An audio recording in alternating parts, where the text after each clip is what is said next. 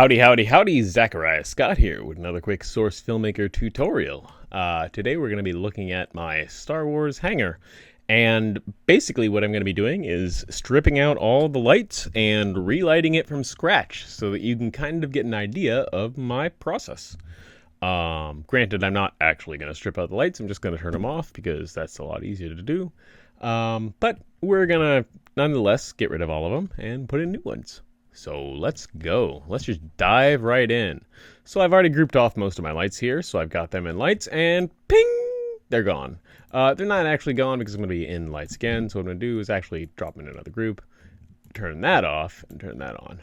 Okay, now if I make a new light, it'll show up in the right group and everything will be happy. So you'll see there's still light here. Okay, well, that's cool. I have some extra lights. So check it out. I've got spot fill. I've got rim light left and rim light right. Rim right. Ruh-roh, Aggie. So that's kind of what's going on. Check it out. These are really cool. Rim left and right are both parented to camera 2, which is our primary camera. It really should be camera 1, but it is the second of its generation. And I can just turn those off and bing bong, they're gone. And so what the hell? Why do I have spot fill? Why do I have spot fill? That's so dumb. Why is there an extra light here? That's just, it just makes a little bit of red. Well, idiots, you guys, might have been trying to make ambient lights in really silly ways. I've seen a lot of people, do this crazy thing where they'll put 6 giant lights on every side of the map and aim them all inwards in order to try and create just what I'm about to do. And all that is so if you're in a map, okay, there we go. I've turned it off. Now everything is pitch black. If you're in a map and everything is pitch black, then everything's pitch black. But a lot of hammer maps in Team Fortress, they kind of always have a little bit of light. Half-Life maps, just a little bit of light. Just to keep the shadows from going black sometimes. That's what we'll call the ambient light. If you have a room that just has a lot of diffused light in it, it's much smarter to just use some ambient light to fill it all in than to do some crazy setup. And people think that they gotta light their thing from all sides. Nope. You just gotta light it from the camera's point of view. So check this out. So remember spot fill? All right. Well, spot fill dies tonight. Delete. All right. But spot fill's brother rises again. Here we go. New light. And your name shall be Cambient. Cambient. And my caps lock is on. All right, so Cambient is just a standard light right now. Let's line him up with our primary camera. So I'm going to lock the transform of camera 2 to Cambient's transform. And then I'm going to 1 that out. And now Cambient is exactly in the same spot as camera 2. So, you can even see down here is the light and up here is the camera. As I move them around, they stuck together. Okay, cool. Who cares? Nice. Okay, so what does that do for us? Well, okay, if I get really close to the ground, you can kind of see the light. It's not that far reaching. So let's make it go further first. All right, how do you make light go further? All righty. Well, it's pretty easy. Oh, wait, what? Huh? Oh, okay. I just got a message from my doctor. Let me check that out on my phone.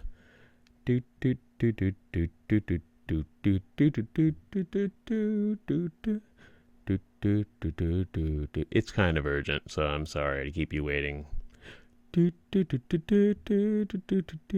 an iPhone 4S, so it's, oh god, it's only got 20% battery. It might crash before I can. Oh man, what? Go back. Don't crash. I just want to read this email real quick. Just tell me if I get my bills.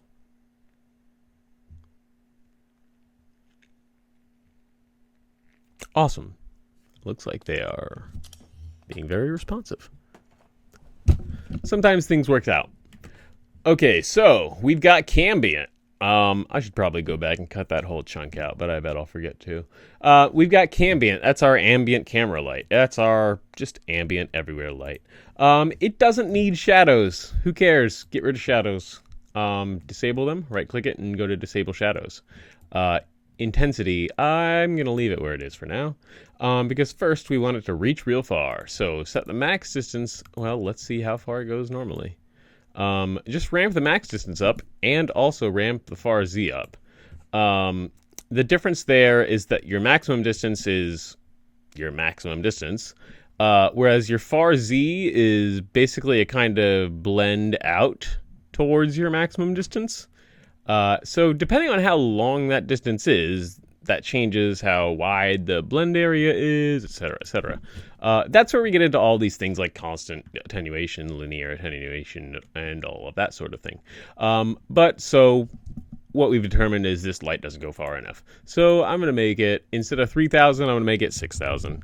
Because that sounds like it's about right. Max distance 6,000, and far Z, let's make you 6,000. And clickety-clack, click-clack-clack. Sorry about the keyboard noise. Yeah, okie dokie. So now we have a little spotlight that goes there. And it should not be a little spotlight, so let's widen it up. All right. Cool. Now we have Cambient. There's a problem with Cambient, and it's a big one. And that's that if you get real close to things, Cambient is real bright. But if you get real far away, Cambient is not bright at all. We don't like that. That is not a good ambient light. That light has way too much quadratic attenuation. We want to get rid of that and replace it with good old-fashioned linear attenuation. Now there is no fall off. Check it out. It is of a mostly equal brightness in all directions, though I guess it is still a little bit brighter on the front. I'm sure that I could iron that out if I killed your minimum. Nope, you are at your minimum. Huh. Well done. Interesting. Okay, well, who cares? It goes all the way. It's pretty bright. We don't want our ambient light to be this bright, nor do we want it to be this white. So I'm going to pull it down, and I'm going to pull it down a lot. So right now we can go up to 1,000, and I'm going to make it 50. There's 50, here's 4, and we're going to pull that down. All right, and that's dimmer, dimmer, dimmer, dimmer, dimmer, dimmer, dimmer, dimmer, dimmer, dimmer, dimmer, dimmer, dimmer. Just to the point where you can't even really see it. It's almost like it was worthless for me to even point it in. But you'll be singing a different tune when I'm done. So let's move on. That's our ambient light. Now we always have a little bit of light in our life. So when we look at this scene, where do we think the lights should come from?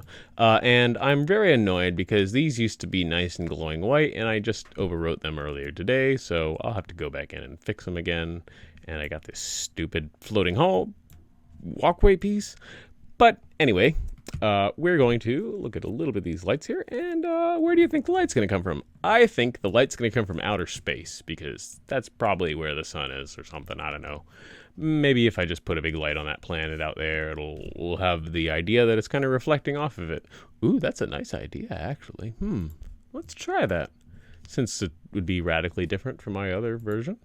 So I've made a new light, and much like our other light, it is not going to be suited to our tasks by default, so I'm going to make it bigger. So you're going to go up to 6,000, and you're basically going to be similar to Cambient. In fact, I'm just going to screw this light off and say, Cambient, I'm just going to clone you out and make Cambient 2. All right, Cambient 2, do your job. All right, so Cambient 2, unlike its brother, doesn't follow no rules, and it doesn't move around the world. So it is just going to kind of cast a whole lot of light on this planet, which I guess if you're from Star Wars, you would call Tatooine. But if you are from another franchise, you might call generic Desert Planet 3. Anyway, so I'm going to make this brighter, because a planet should be bright when it's lit by the sun. All right. And so with this lighting, I would actually assume a couple of things. First off, I would assume that the light hitting the planet is also going to be hitting the Death Star, which we are in, from a semi-glancing angle, which means that first I want to make another duplicate of the light that I just made. And as you see, I'm kind of like just tweaking the colors as I go. I should probably explain a bit more about that. But I've got a duplicate of my Cambient too, and I'm going to point it inward a little bit. Also, I remember that Cambient had no shadows. I'm going to turn those back on. Well, I'm only going to turn one of those back on. I'm going to turn it on for this one. Enable shadows. There we go. Now we get a much more representative idea of what we kind of want here. All right, and Cambient was a little wide, and a wide camera will give you not so great shadows, so we don't necessarily want to do that. Like, actually, if you look up here, you can see these shadows. They're kind of junky. If you bring your shadow filter size down, don't ever bring it all the way down to 0, but you can bring it close. And if you bring your radius up just a pip, oh, uh-oh. Oh, I got an alarm. My iPhone 4S. If you bring your shadow filter size down and then your radius up just a pip, and if you mess around with your shadow depth bias, you can actually change at which angle shadows start to kick in. And shadow slope scale depth bias is kind of a secondary function on top of that.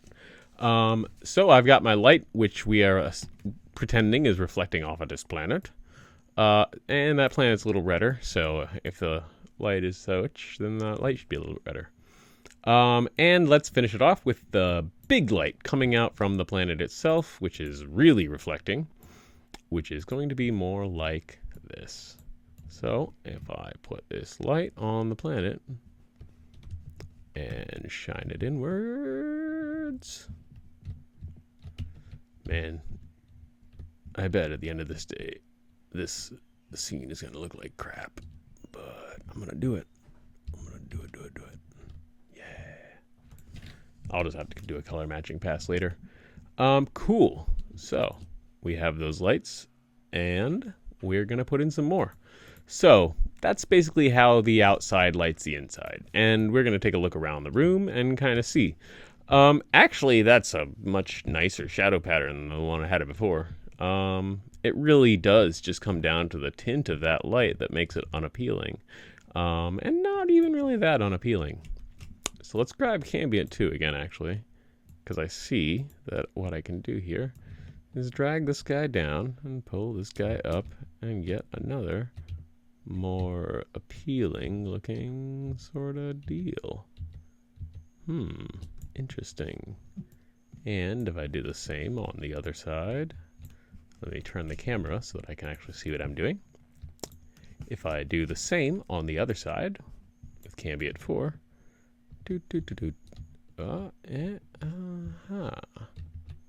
all right.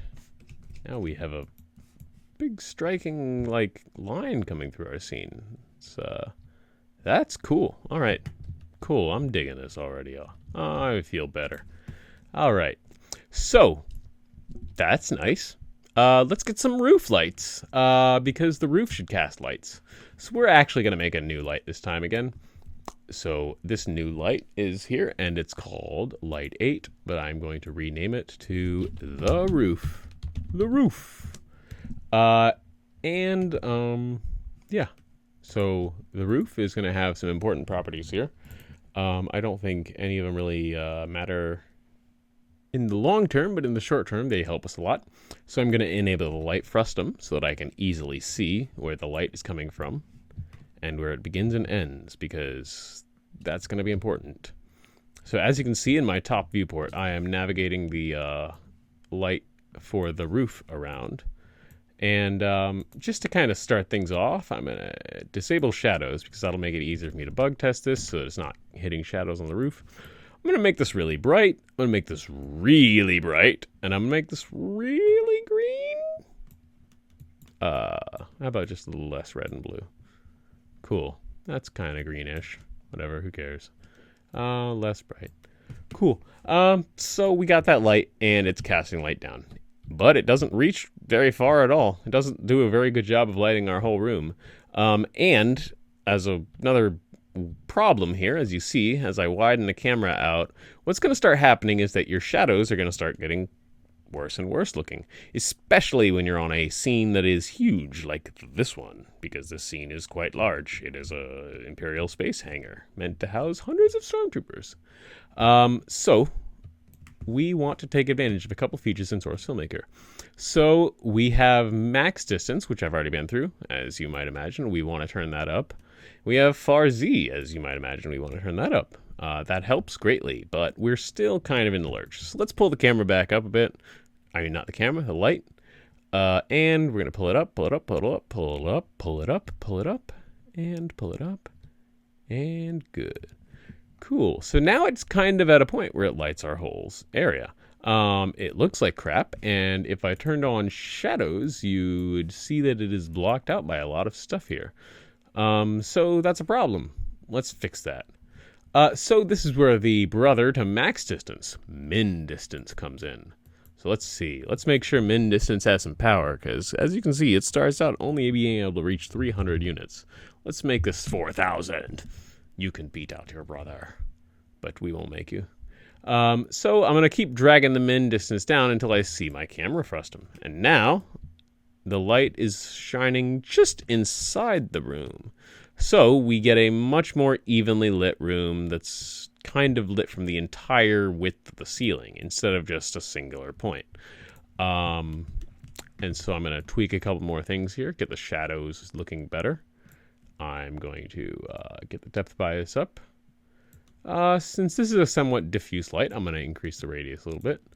And drag that down. It's a bit too bright.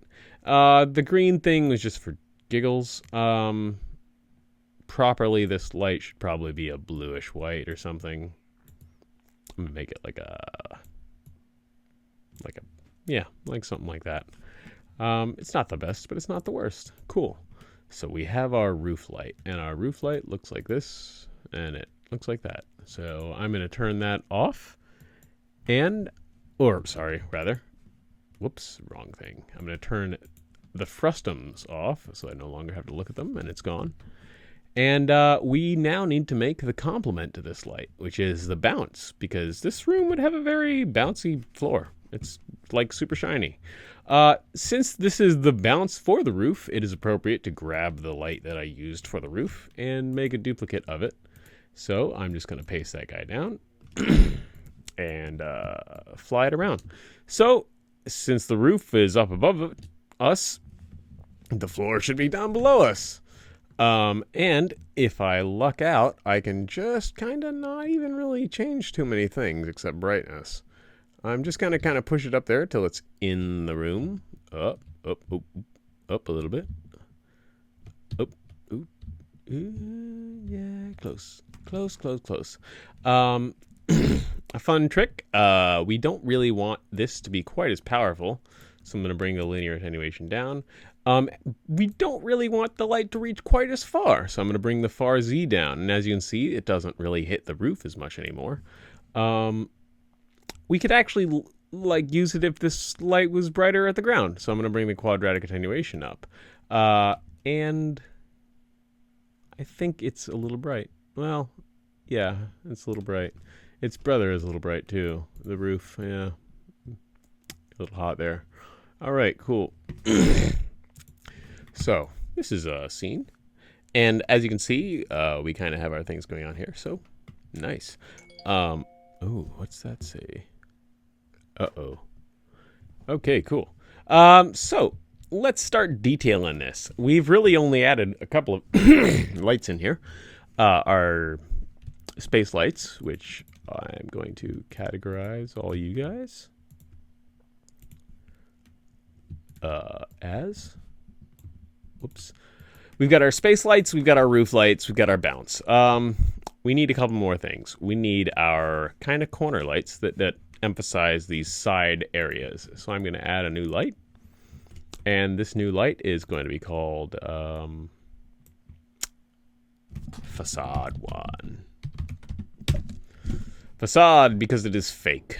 It is giving us the illusion that there is detail around that corner when truly there is not. So I've just already gone ahead and just by instinct turned this thing a little bit redder. And I'm just going to drive this light around. Fun trick, not really trick when you're working with lights, just kind of don't be stupid. If you're working with lights, it helps to turn off all the other lights, and then you can isolate just the one you're working on. So I have that, and I'm going to do that, and I turned off all the other lights except for facade 1. Facade 1, you can be bright, you can be red, because you're a very scary bright red light. And I'm just going to shove you in around the corner.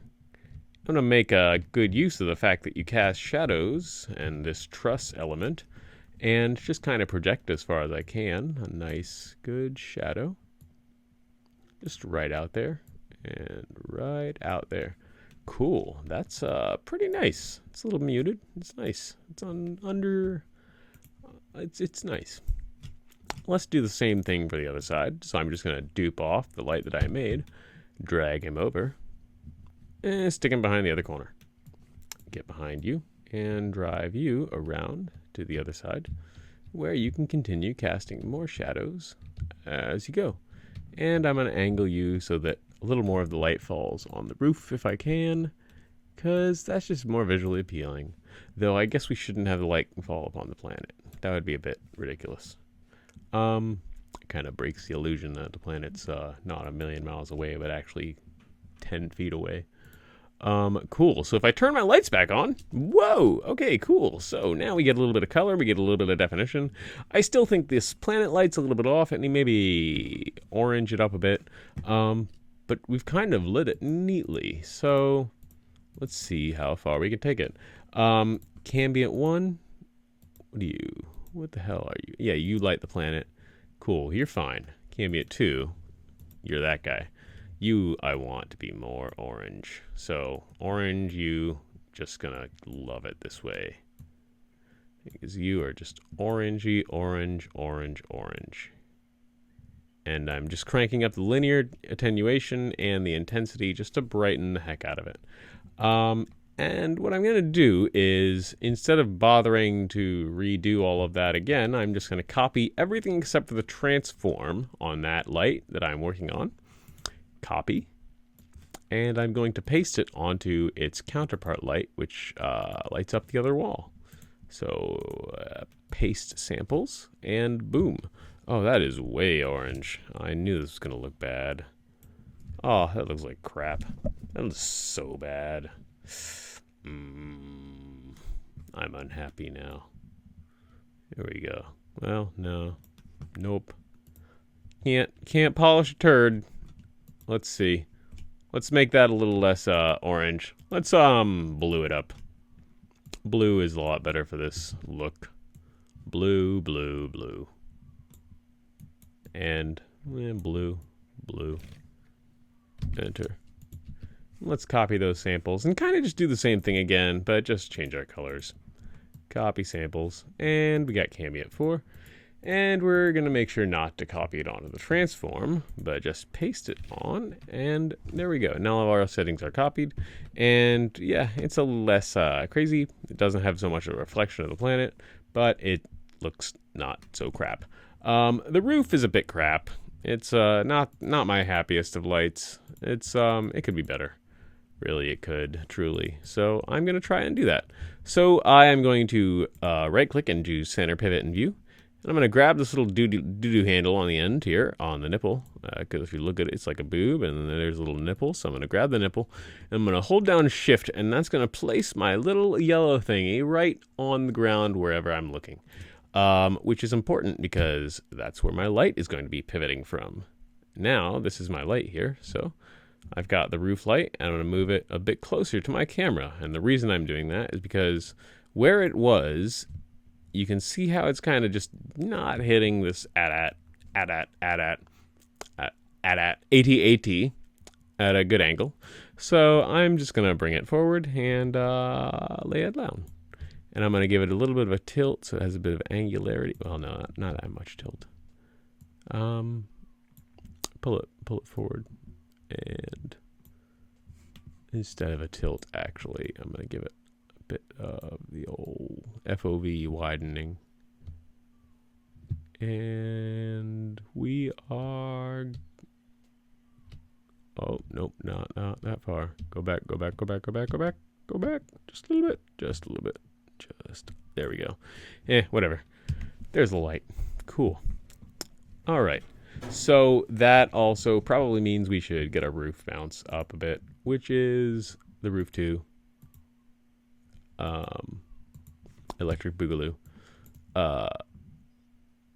Yeah. So as a bounce, I think bounce lights should be more like saturated. So there's a theory in lighting where brighter lights are whiter lights and darker lights have more colors and heat and cold and all that stuff. But really what it means for me is the shorthand of it is if you're doing a bounce light, your bounce light should be a slightly more saturated version of your main light.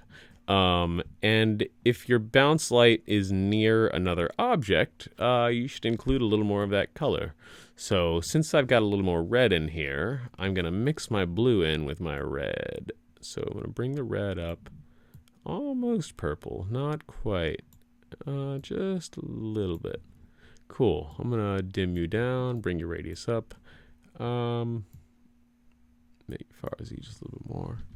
And again, we're kind of getting the same problem that we had with our top light. So I'm going to do the same thing here. Grab the nipple, put it on the ground, and move the whole thing closer to the camera, which will give us a slightly better looking bounce. Cool. So it's not as ideal as it was before, considering it had taken a lot more time to light before. But you can kind of see what's going on here. So remember when I said that Cambient is cool? So Cambient is cool. All right, so check it out. See up here on the roof where we have these hideous like black shadows and stuff? Look at that. It's gross. It's disgusting. Let's destroy them. So where is Cambient? Let's see. Where are you hiding, buddy? Cambient. Okay, there's the Cambient. All right. All right. So there's some things even you can't light, I guess, Cambient. Is your max distance too weak? No. Something else must be the matter.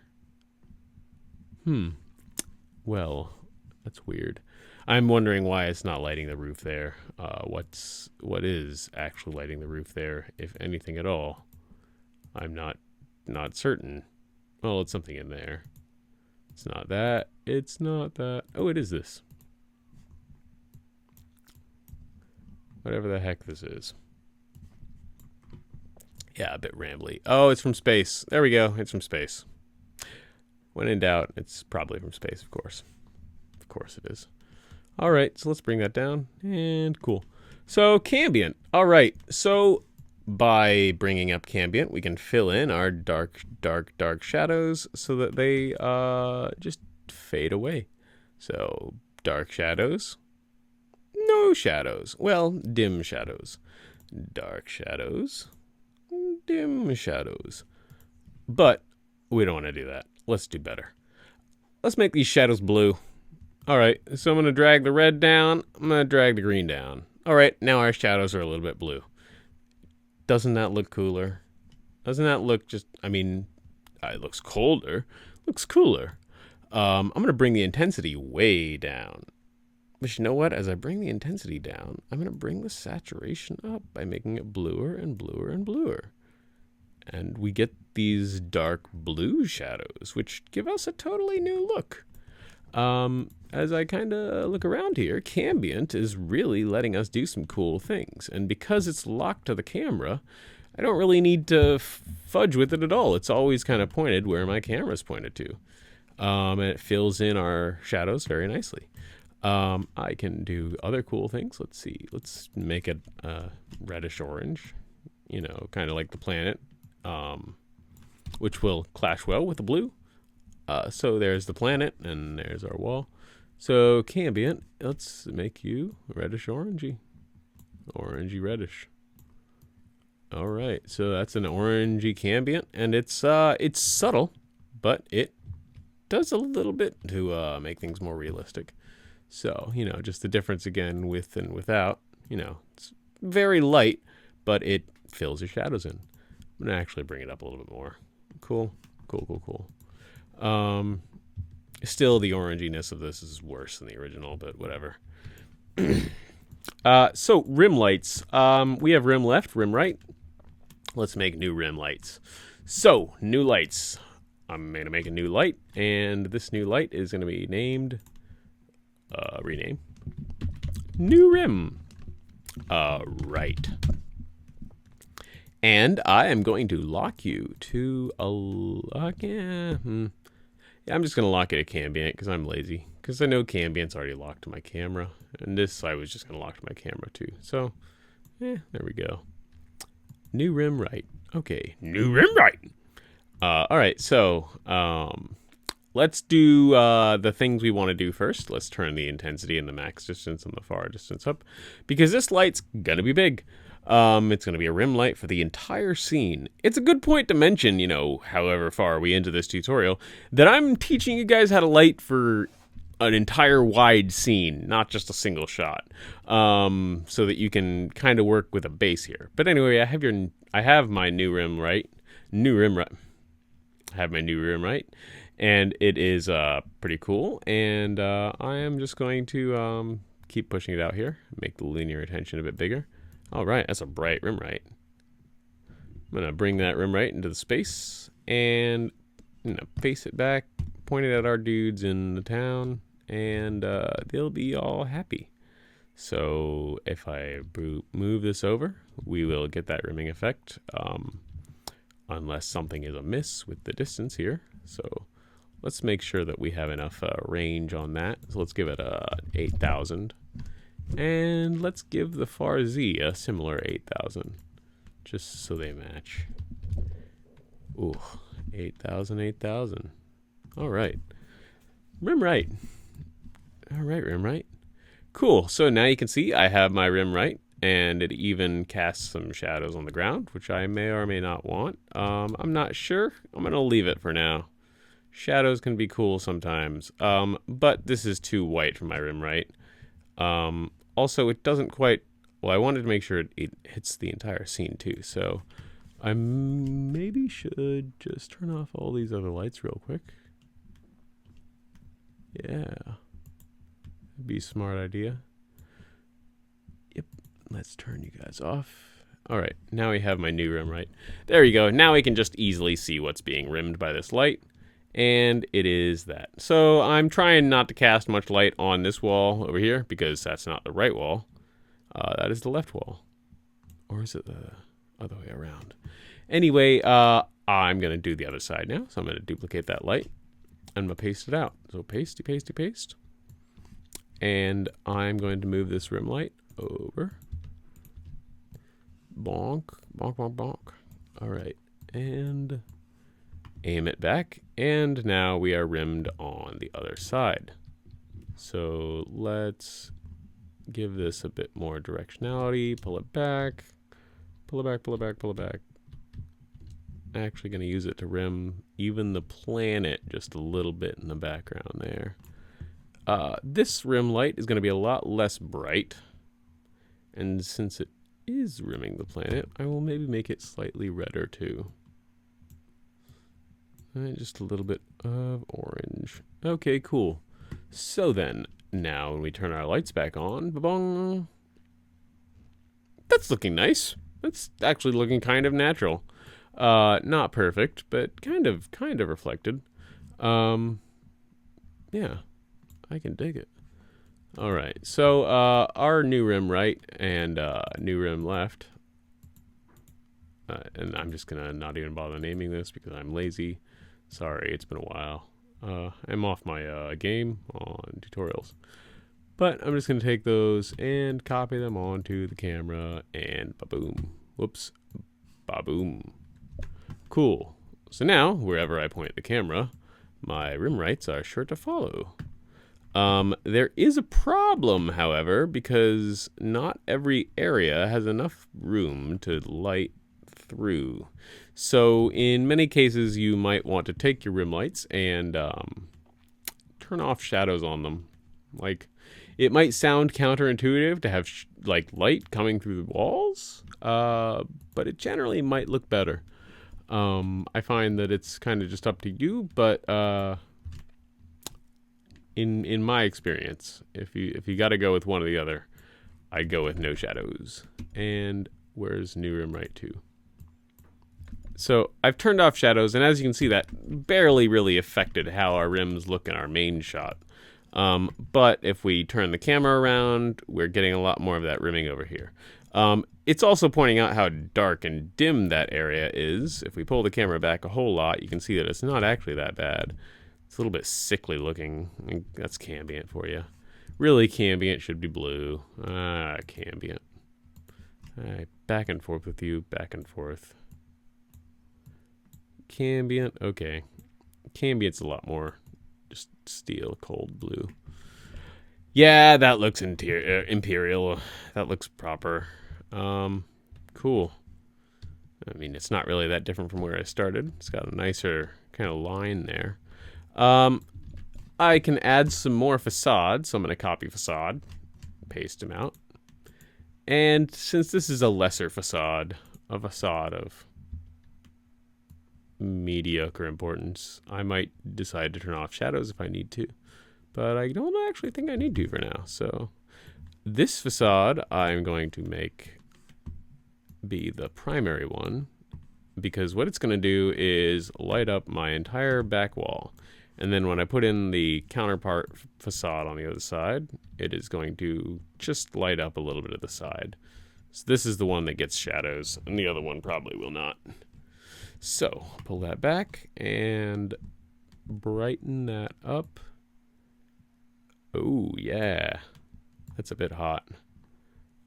Let's darken that down a bit. All right. So now we get this crazy grid pattern because of the scaffolds. But if we pull it back and down, we can get it all going nicely. All right. Let's take advantage of our volumetrics here and just do volumetrics on. Awesome. That's a nice looking look. Let's get our counterpart in. And as I said, this guy don't need no shadows, so disable those.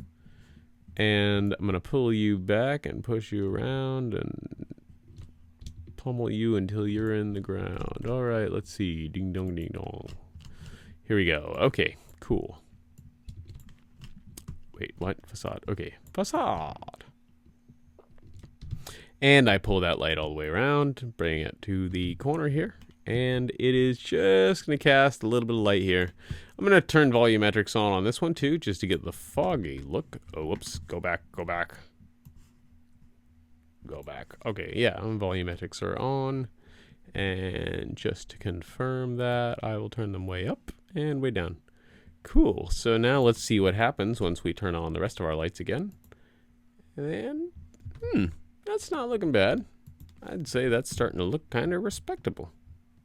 All right, so we have a pretty big, spacey space hangar here. I think, that might really be it for now. For this one, yeah, I'm going to say that's it for now for this one. That's large scene environmental lighting. It's basically how I start my lighting for a lot of my scenes, and then once I blade everything up into shots, I will tweak the lighting per shot, every single shot. But this gives me a pretty good base to work with, such that I can point the camera in any direction, and I've got a good looking light. So just to finish it off, let's go back to the original spot where this was, and we can maybe compare. So, yep. All right, so let's see here. We have our lights, and if we look at these lights here, I'm going to dump you in there. And rim left, rim right, rim right. Let's see. Rim left. All you guys can go into group 2. And, whoops, all the others can go into group 1. Group, or 3. And you guys can go up there too. And group 3.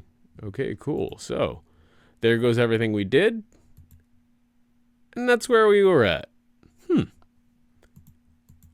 And that's where we ended up. And that's where we started.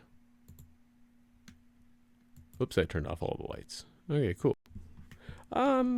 Yeah, it's neat. It's cool. Let's move on.